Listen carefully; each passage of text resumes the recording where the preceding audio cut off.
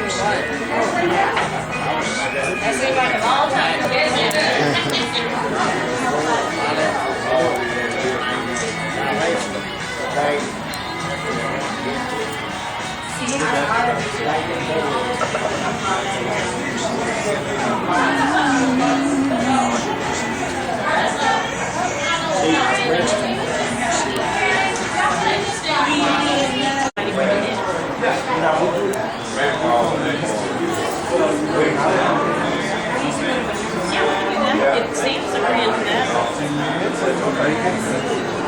That way you get just the real people that real people are going to come and pay $20 each. $1 each. Yes. $1 cost. Yeah, I think that's it.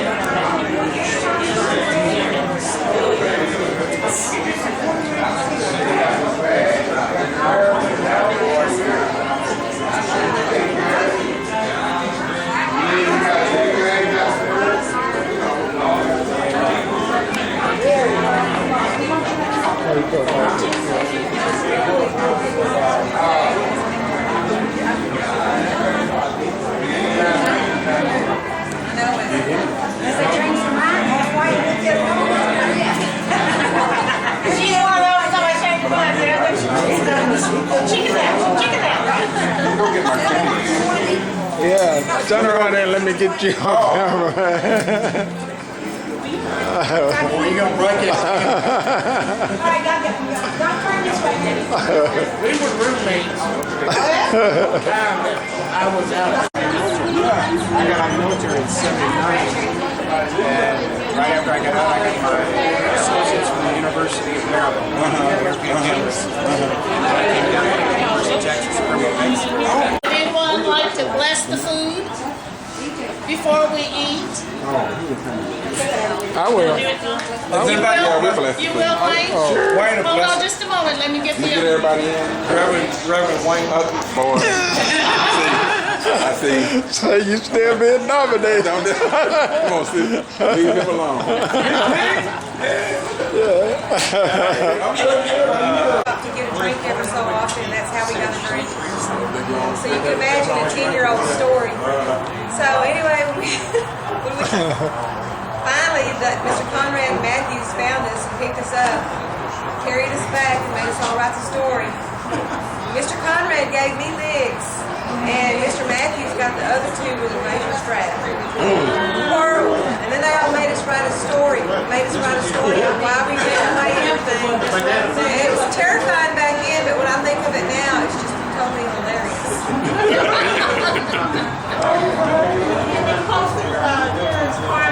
Oh, yeah. On Facebook page, and also her little story about why she ran away. It's all out there. It's all out there. Who's next? Go ahead. Oh, God. I was going to say like this. It's so many. But I'll tell one thing that they were after was they really wanted to have us. Mr. Conrad had us saying, I can't remember it all. Either all, or a dog, or something. Whoever touched tobacco. And I don't remember which day it was, but if you saw Mr. Matthews with his yellow shirt on, I think it was Wednesday, and black tie, you know, people going to get licks that day in his office for confiscated cigarettes or whatever. I mean, that was one big event, but there were so many other good ones. We've been talking in there how they offered us, they had a library on the place, they had a swimming pool on the place, they taught us to swim and how to save, you know, and they had tutors come in and help the kids in the evening for, you know, and we had great cafeteria.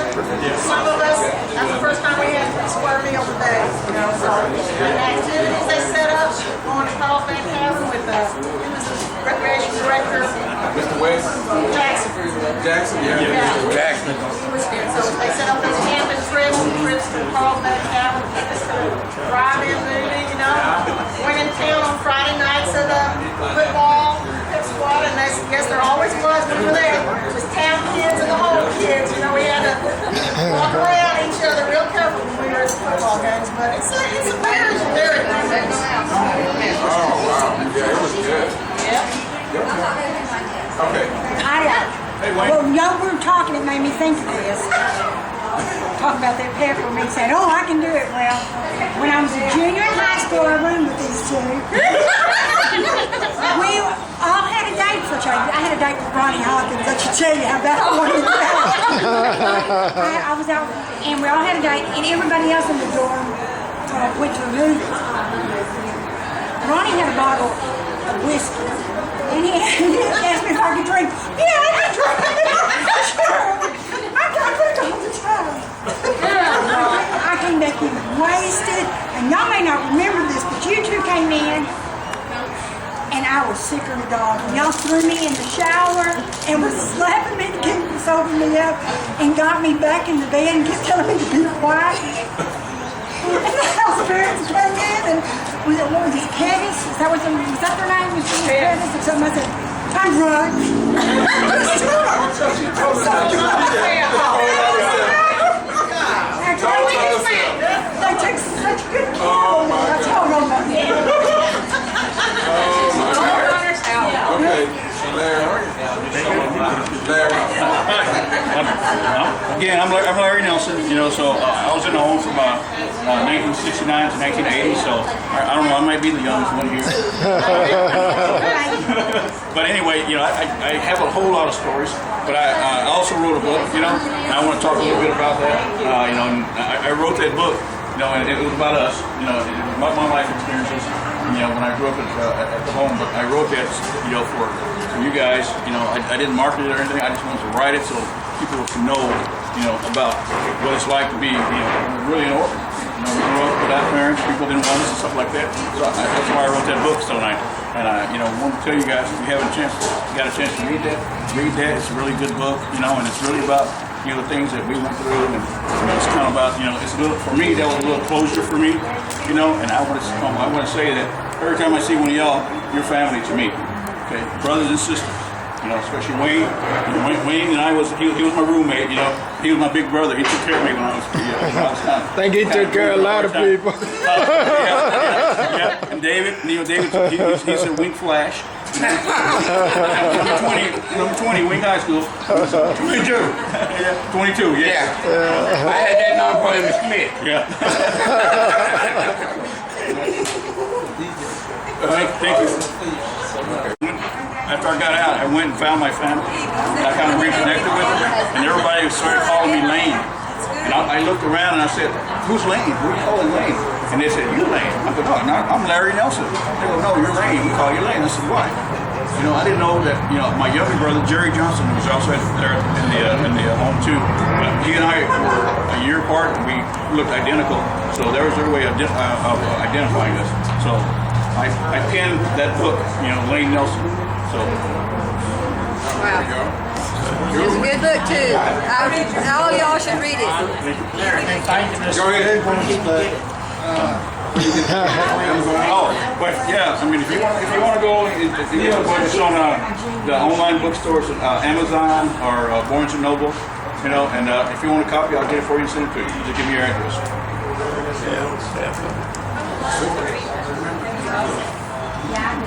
So we got one roll out. Go ahead, Scotty. My memories was the food there wasn't very good. Working in the kitchen sucked. I could never get the hang of the window. Anyway, on Saturday night or Sunday night, house parents were there. Truck stop. Yeah. Wasn't much of a truck stop. Let's get some goodies. Yeah. Take it back. Breezy burger. Yeah. Yeah. 3 hours of big deal. Yeah. Get back in the room, get ready to eat. Snack out. Here come Larry Means.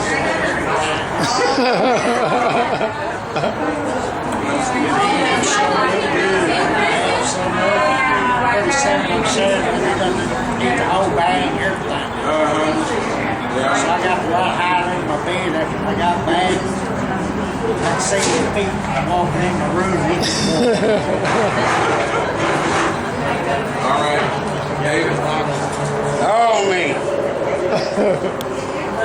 All that I can think of is one thing. I used to be the pile paper boy. I used to throw the papers on the pile, okay? We had a little store on the back side of the pile over there. Somehow, somebody broke into the store. Stole some neckties. Well, they got me. Took me out to the courthouse. Took me there and showed me the jail cell.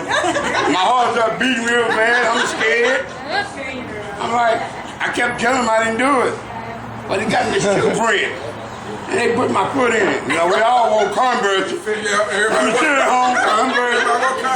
And they put my foot down there and it fit it. Man, I really got scared. I don't know what the guy's name was. I forget his name. I think his name was James Williams or James somebody.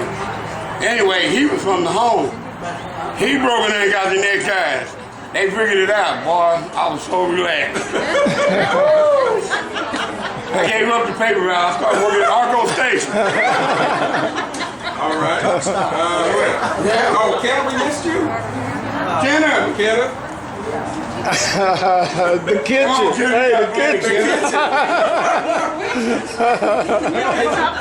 You gotta tell you a story about it. Don't say anything about me either. All right. I don't have any stories in particular, but it's amazing to me how it took 40 years to get back together. Larry was just telling me he hadn't seen you. Y'all are working together now, but hadn't seen you in 32, 33 years. And it's really weird. You said Johnny Williams. I was fixing to go look Johnny Williams up. I thought he was still in Monahan's. He still got property in his name. I don't know if Alice is still there. And you remember the Rogers? Yeah. Vicki and I shows you how old we're getting. We're on our gold ring. And we were in San Angelo and called Donna up, and I wasn't going to give her a name. And I said, "Is Mark there?" And she was real quiet little voice and said, "Well, who is this?" And I wouldn't tell her for a while. And then finally she said, "Well, Mark doesn't live here anymore. We're divorced." And I sit here tonight thinking, wow, 40 years. And this sounds like I'm kissing butt here, and I'm not. But everybody that's left this home, my hat's off to especially you girls, the females. Because life is really, it's not a hand-me anything at all in life. You think that when you're getting out. And I've thought about that numerous times. It's tough enough on guys. I think most of you would agree with that. But just for the girls to survive and do well and do good. And I mean, I could go into a bunch of stories, but I think just the amount of time, it seems like just yesterday to me in 1973, we were out. And I can assure you, if we wait another 40 years, we ain't gonna the band won't be here. But I enjoyed coming here. Another long list. When I was in the home, and we was in Mr. Huntley's home, and I hate oatmeal. I cannot eat oatmeal, and I was allergic to red beans, pinto beans. And when I would go through the line, I would beg whoever was serving the oatmeal, please don't give me no whole line, because we had to finish everything on the plate, or you was gonna get a whooping anyway. And some of them would give me just a little bit, but when we went through the line, you had to get everything. Some of everything, man. And some of the guys back there, they would give me a little bit. Some of them would just get a whole, you know how big the spoons was. They just hog it down there. Oh, man. I just couldn't eat it, you know. I ate everything I could, and everybody was sitting at the table waiting on me to finish. You know, we couldn't leave till everybody got finished. And I'm looking around at everybody. You can't give it to nobody because they won't let you do that. So, man, I got, needless to say, I got a lot of whoopings. But I just could not eat it. And they made one guy eat it. Who was that, Ned, I believe it was? I didn't like it either. Ned King, I think it was. They made him eat it, man, and he threw it right back up at the table. And then they sat there and made him eat that. Yeah, they was bad. You remember that one? Yeah. remember the oatmeal with the lumps in it? Oh man, I mean it didn't have to have lumps. I just I don't eat oatmeal today. Bologna has not crossed my mind. when I seen it on the line, I just got my pants ready. Hey, I won't say nothing. Wait, who ate the most eggs? Huh? Who ate the most eggs? You did. No, we did. We used to race back and forth in the line. You eat the most eggs. Oh, yeah. Yeah. We used to always got to beat each other with eggs. Going to the milk machine. Yeah. I remember the milk machines. All right, who's next? Everything come in. I guess I'll. What Mary Ann? Y'all Charlie. I really don't remember. I really don't remember a lot of stuff, but I do remember we took swimming lessons, and I never could learn how to swim. The hardest I tried, never did, and I quit going to the pool. And then one day I decided to go to the swimming pool, and I don't remember who pushed me in. Somebody pulled me in, and I went to the bottom, and I couldn't swim. Somebody came in and got me. I don't remember who it was, but from that day I never went back to that pool anymore. And then I remember the bakers used to take us to their reservoir, and we had a lot of fun doing that. I remember that. I really enjoyed that. And I remember we used to go to town when we go shopping in the bus. After the stores closed, we would go in and shop for our clothes. I like that. Yeah, that was cool. Wasn't it? That's all I say. Is that everybody? Eva. Oh, okay. I got a question though. I want to see how many hands will raise up and say that they hid cigarettes up in the ceiling. How many of us got to sit up under the can and smoke them?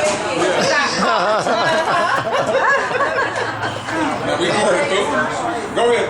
You know, I think back to the West Texas Children's Home, there's good memories and there's bad memories. There's a little bit of both. Absolutely. And I think my best memory was, I loved when we used to go to the movies in Vegas. We'd bus up and all of us go to the movies in Vegas on the Saturday night. I loved that.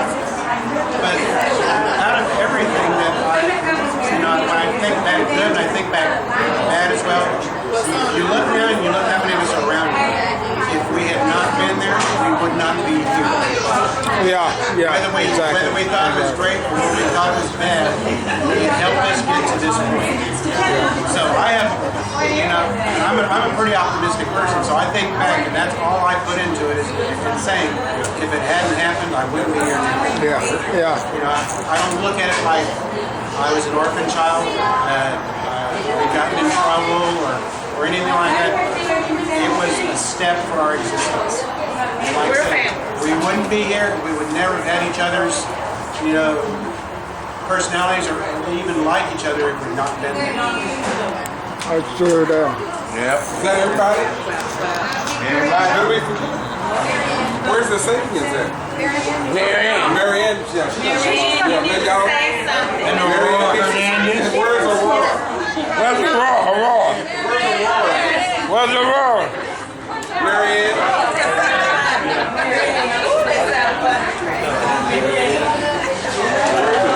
Okay, so you and Aurora. Okay, did you get Rita? No, it's Rita too. Rita. So y'all three of them. Okay. I don't really have a funny story. I just remember one time we all went on a trip, and I think it was to New Mexico, maybe it was to Carlsbad Camp, and I can't remember when and where it was. But I remember they used to get college kids to come out and chaperone us, and so we were on that bus, and it was the big kids, it wasn't us. It was like Barbara Hurd, was that Barbara? Was that name Barbara Hurd? Barbara, Charlotte Choker, what was Barbara's name? Barbara Shields. Barbara Shields. Yeah. So they were all back there smoking and telling the bus driver, just talking really ugly to him. And so he went back and warned us, and so we all got in trouble. And so we all had to go pick up rocks the next day, but Barbara got to go home. So that's my story. And there was big kids, there was little kids. Where's Aurora? Did they leave? Because I don't see Dan. No, there's Dan out there. Where's Aurora at? That's it right there. Yeah, that's it. Don't let it go out the door, y'all. Hold on. Rita's got to do something. I want to tell us a story, baby. Tell us some story. Hey, everybody done been. I'm starting some stories. What's it like? They got all good stories. Which one? Everybody told their story. I know that's right. Got your story, Miss Aurora. Well, I remember just day one coming into the home. And we were all scared. But I learned that I had a new family. And they were my brothers and sisters. And they were the ones that I would lean on and cry on the shoulder to get me through. You know. I had a lot of good times there. But yet a lot of sad times, especially during the holidays. And I guess we all went through. But we made it through. Yeah. And here we are. Here we are. Okay, we have a special guest. Who wants to say Well, I'm something? sorry, I wasn't part of the children's home, but I've lived with Kenneth for 32 years, so, so I've heard just about every children's home story there is. So. Well, and on top of that, what I really wanted to say, though, and that's what I mentioned to Kenneth, is that, and I've told some of y'all that I've spoke with, is that I've heard several of y'all mention the bakers. And for the last 22 years, I've worked at a company in Abilene, and the baker's daughter worked for them. And so I was kind of familiar with where they were, and that, you know, they ended up retiring in Texarkana. And so their daughter was part of my life, and it was like, so Kenny, as he met her and he realized who she was, I mean, her name is Dolores Goats, but he would always call her Baker's daughter. And so we kind of was able to keep in touch and know how they were, and as they grew up, you know, they actually just, you know, grew older and died pretty much of natural causes out in Texarkana, and they have both passed.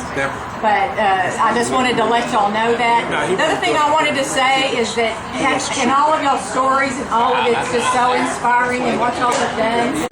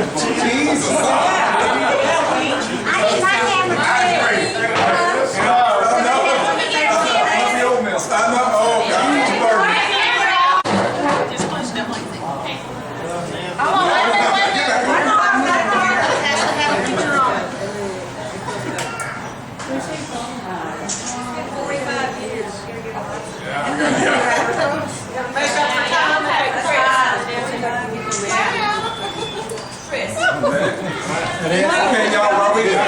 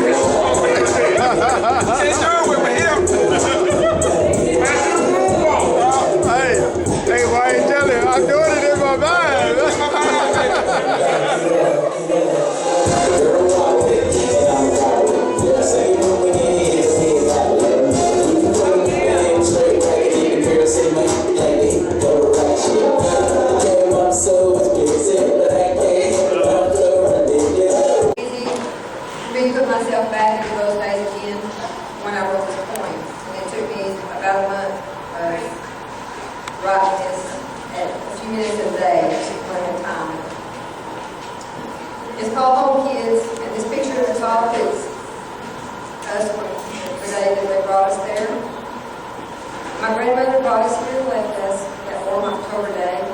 It was incredible that she could go and leave us all that way. She felt so bad about it, but my daddy was her son. I guess she drew the short straw, so he wouldn't have to be the one. To see our heart bleeding eyes, begging him not to leave, telling us it would be all right, making us believe that it would be just a few short months, we'd be home again real soon. So every night when I went to bed, I prayed silently in my room. Dear God, please let us go home for good tomorrow. There were 5 of us from 12 years to 5, 2 sisters, 2 brothers, and I. We somehow made it through that first night, all wide-eyed and wondering why. So we made friends with other kids, all there for different reasons. We played and fought and went to church through season after season. A few months grew to a few years, but we found our place, became a part.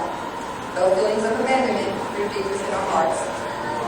The bonds that grew among us, between our brothers, our sisters, our peers, have stayed and never left us, though it's been well now 30 years. We shared our rooms, our chores, our meals, our secrets, and walked side by side. We were known as the home kids when in school, a name we wore with pride. If you mess with one, you mess with all. Protected and guarded will be, but underneath all the bravado and spit, we're hurting children, family bravery. We sang our songs as we rode along on the long bus ride to school. We were bound to each other, heart and soul, in ways no other knew. Looking back now as mid-aged adults, we say really it wasn't so bad. We had a bed and food, a roof over our heads, much more than some other kids had. They took us to town, bought us clothes and shoes, had our own barber to cut our hair. We all learned how to run the big buffer and had KP duty and nap time in there. We had to clean our rooms real good to pass the white glove test, make our beds all perfect and never leave a mess. Our allowance, when I got there, was 15 cents a week, saved up in a baby food jar. When we had enough to spend some, we thought it went so far. Getting to stop in at Stuckey's to buy a big pecan log roll, now all that's left is a shadow of where we stood beside the road. Remember camping at Gardner State Park, swimming at Mount Ray, hiking Fort Davis Mountains, and what happened to Alice Bay? Listening to all the sad oldies, dances in the gym, going to Friday night movies, Mr. Jackson taking us to swim. Climbing the Monument Sand Hill, watching fireworks on the 4th of July, fighting with one of your best friends, and trying so hard not to cry. Getting called in to see Mr. Matthews, and be sure to wear your jeans. After going round and round that paddle, you knew why we all called him so mean. When he wore that yellow shirt and black tie, we knew it was whipping day. You could be sure that the fur was going to fly, so we all stayed out of his way. We've shared so many experiences in those old arms that were originally used to house the U.S. Army Air Forces training there in World War II. Little, middle, and mid-kids dorms, you just wouldn't understand unless you've been a home kid from West Texas, part of the WTCH orphanage band. To some, it seemed like a prison, and they couldn't wait to be free and call all the shots in their own lives, be the grown-ups they already had to be. To others, it was kind of a sad place, just longing to be home again, thinking that day would never come, always hoping but never knowing when. To some, it was a place of refuge, a place that was better than home, with discipline, security, and structure, a place they were never alone. So, homeboys and homegirls, I must say that God has been good to us, watching over, leading and guiding, taking care of us. We trust in the God who has saved us, healed us the hurt in our hearts, shown us how much He does love us, and gave us a fresh new start. Put the right folks in our pathway who helped us to make the right choice, so our lives can make a difference in this world with all its noise.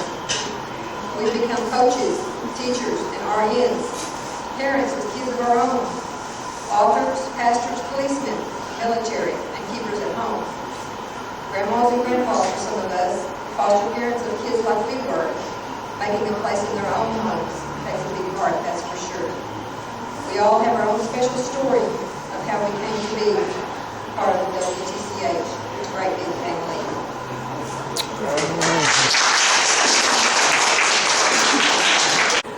About the time from your time in the home, if you get enough short stories that we would like to put together a little book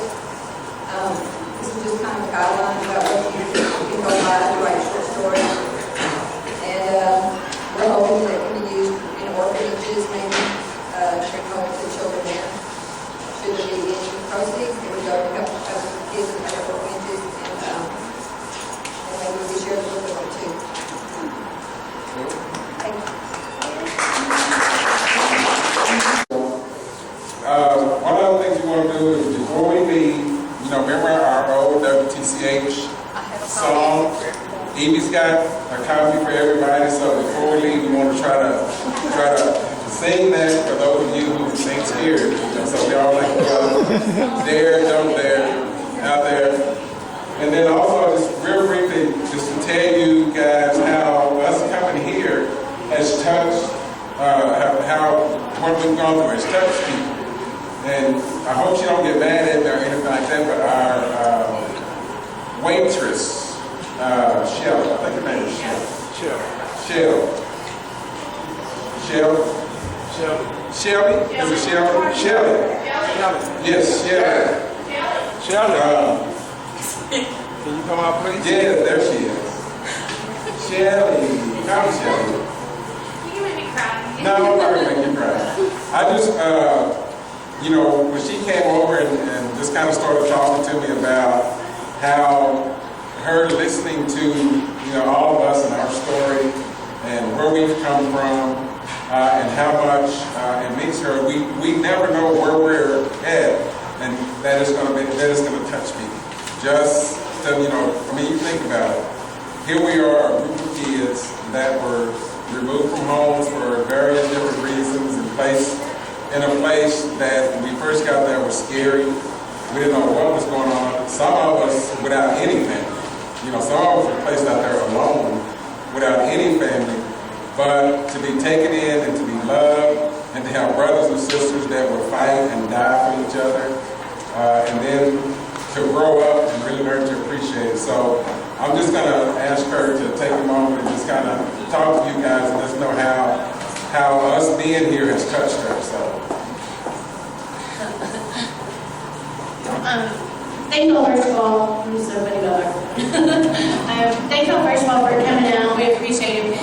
Coaches started meaning a lot to us, and coaches told me a little bit, and talking to other individuals here today. I have 2 adopted brothers. I don't call them that, they're my brothers. I know that we all have our past, and to see how all y'all have come, and to know that y'all are back together, it's very heartwarming, it's very sweet, and I'm very proud of all y'all, and I'm glad to be a part of it. I'm glad that the double S to the step get to be a part of something like this, and we appreciate all of y'all. Thank y'all so much. Thank you. So you guys, even though sometimes we don't want people to know where we came from, you know, I'm proud of it. And when people ask me where I grew up, I tell them I grew up in an orphanage. And they have this look on their face, and I'm like, but I loved it because I had 150 to 200 brothers and sisters. I have my biological family, I have my WTCH family. And you know, honestly, I spend more of my life with my WTCH family than I did with my biological family. And so, this is my family. I live with my sister right now until we can sell our house and move. But this is what I remember more than anything else. And it is something that I will take with me to my grave. These are my brothers and sisters. And when I tell people my story, they don't understand it. You know, and I say, well, we can get mad. You know, how people, you always hear people talking about growing up and their parents left them and all that, and they got angry and they went out and started killing people, started robbing, and all that kind of stuff. I told them my way out was sports. That's what I'm going to do. We all took different avenues to leave the home, but we left, and we're back, and we made it. We have nothing to be ashamed of. I'm proud that I was a home kid. I am proud of it. You know, because there are places that we have that are not there, and there are so many kids out here that need a place like we have that don't have it.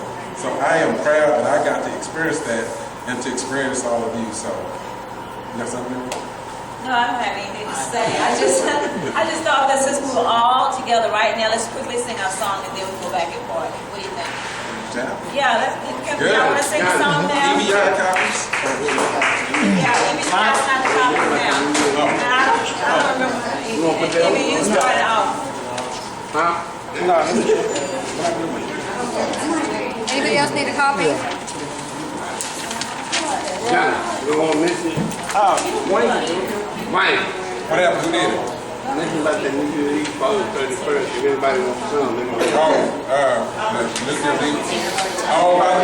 Also too, Johnny says that they're gonna have their New Year's Eve party here on December the 31st for anybody who wants to come. It's gonna be here New Year's Eve.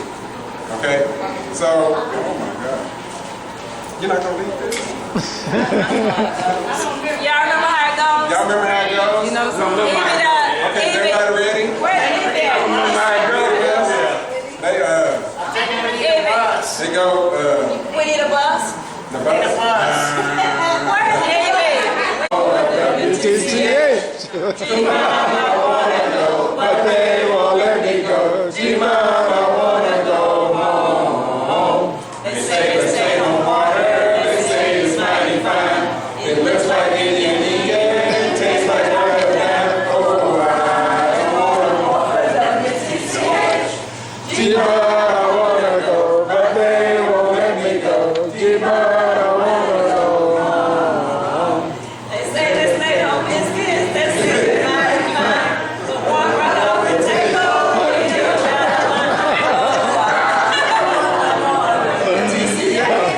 G-Man, I wanna go, but they won't let me go.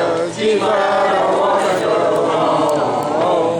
They say no coffee, they say it's mighty fine.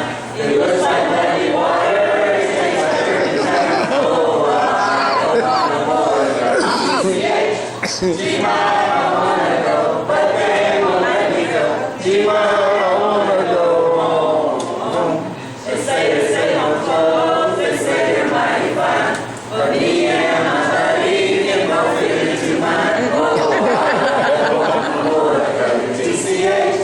G-Man, I wanna go, but they won't let me go. G-Man, I wanna go home. They say no boys, they say they're mighty fine. But most are over 80, the rest are under 9. Oh, I don't want no more WTCH. G-Man, I wanna go, but they won't let me go. G-Man, I wanna go home. They say no girls, they say they're mighty fine. They look like they are hurting to have a guess sometime. Oh, I don't want no more WTCH. G-Man, I wanna go, but they won't let me go. G-Man, I wanna go home.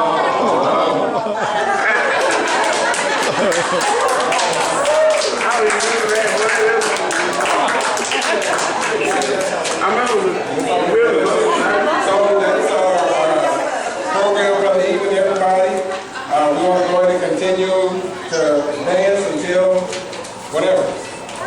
So thank you again.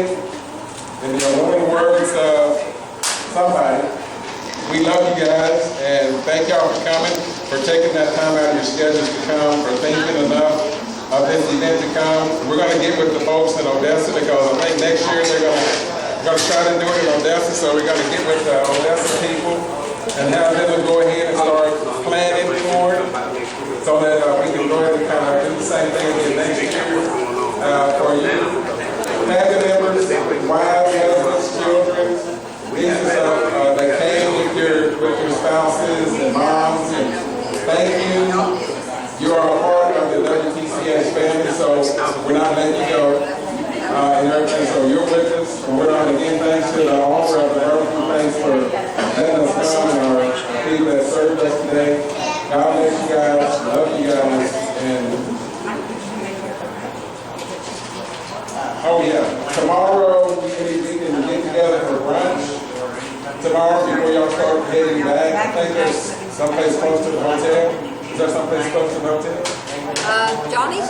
Johnny, what you want to I talked to somebody. I guess, what was that thing we had last time? Go around. Go around. Probably the best place to have brunch. And, good little buffet there.